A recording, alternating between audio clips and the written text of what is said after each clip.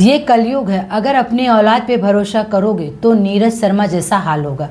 दरअसल इनकी 24 वर्षीय बेटी सरकारी नौकरी के लिए 7 लाख रुपया खर्च करके अपनी मां का काम तमाम कर गई।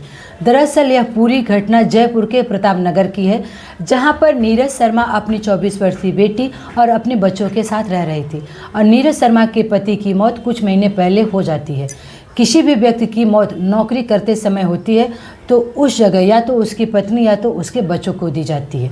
जब यह नौकरी उनकी पत्नी को दी जा रही थी तो उस समय उसकी बेटी आयुषी अपनी मां से कहती है कि मां, अब तो आपकी उम्र धीरे धीरे ख़त्म हो गई है, कितने टाइम नौकरी करोगी, ये नौकरी मुझे करने दो। उस पर उसकी माँ कहती है कि बेटी, अभी तुम छोटी हो और तुम्हें ना समझ हो, तुम्हारा छोटा भाई है, नौकरी मैं करूँगी और तुम दोनों की अच्छी से परवरिश करूँगी। इस बात को लेकर आयुषी के मन में अपने माँ के प्रति तभी से खुन्नस बढ़ जाती है और हमेशा अपनी माँ से पैसों के लिए, बाहर पार्टी के लिए, अलग अलग बातों को लेकर हमेशा लड़ाई करती। वहीं आयुषी अपने चाचा और ताऊ से अच्छे संबंध बना के रखते हैं और नीरज शर्मा के जो देवर उनके जेठ थे वो आयुषी को उसके माँ के प्रति हमेशा भड़काते थे। कहते हैं कि देखो, तुम्हारी माँ इस उम्र में नौकरी कर रही है और तुम्हें नौकरी करने से रोकती है और तुम्हारे ऊपर पाबंदी लगाती है। इस बात को लेकर आयुषी अंदर ही अंदर अपनी माँ के प्रति गुस्सा करती थी। लेकिन जुलाई 1 में वो अपने ताऊ मोहन स्वरूप के पास जाती है और उनसे कहती है कि ताऊ, जो मेरे पास बहुत बढ़िया प्लान है, कुछ पैसे खर्च करने पड़ेंगे और उसके बाद प्रॉपर्टी मेरे हाथ में आ जाएगी और नौकरी आसानी से मिल जाएगी। जैसे प्रॉपर्टी हाथ में आ जाएगी 50-50 कर लेंगे, नौकरी भी आसानी से मिल जाएगी।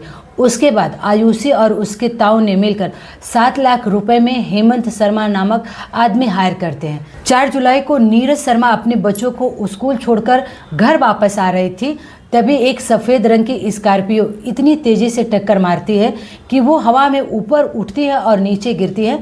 मौके पर मौत हो जाती है और ये हादसा आकृति के घर के पास हुआ था, तो वहाँ के लोगों ने तुरंत पहचान लिया कि ये नीरज शर्मा है। फिर उसके बाद कुछ लोग आकृति से जाकर कहते हैं कि तुम्हारी माँ की मृत्यु हो गई, जबकि मौत के पीछे आयुषी का हाथ था। आयुषी ड्रामा करते हुए माँ की डेड बॉडी के पास आती है, रोते बिलखते चिल्लाती है, किसने किया, किसकी गाड़ी थी, मेरी माँ को इंसाफ मिलना चाहिए। कुछ समय पहले मेरे पिताजी छोड़ के चले गए, अब मेरी माँ छोड़ के चली गई, मेरा क्या होगा, मेरे भाई का क्या होगा।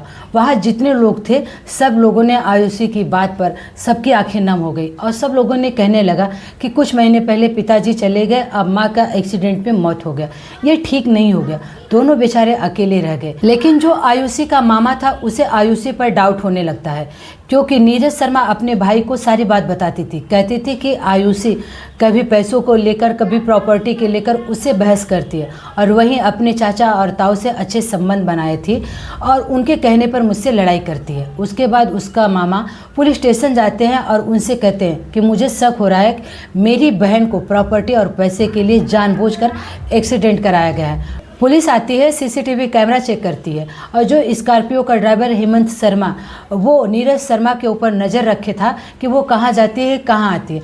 पुलिस सबसे पहले हेमंत शर्मा को अरेस्ट करती है और फिर कड़ाई से पूछताछ करती है तो हेमंत शर्मा सारा सच बता देते हैं कि वो आयुषी और उनके ताऊ के कहने पर ऐसा किया। सोचिए, ये कलयुगी बेटी नौकरी और प्रॉपर्टी के चक्कर में इतनी हद तक गिर जाएगी।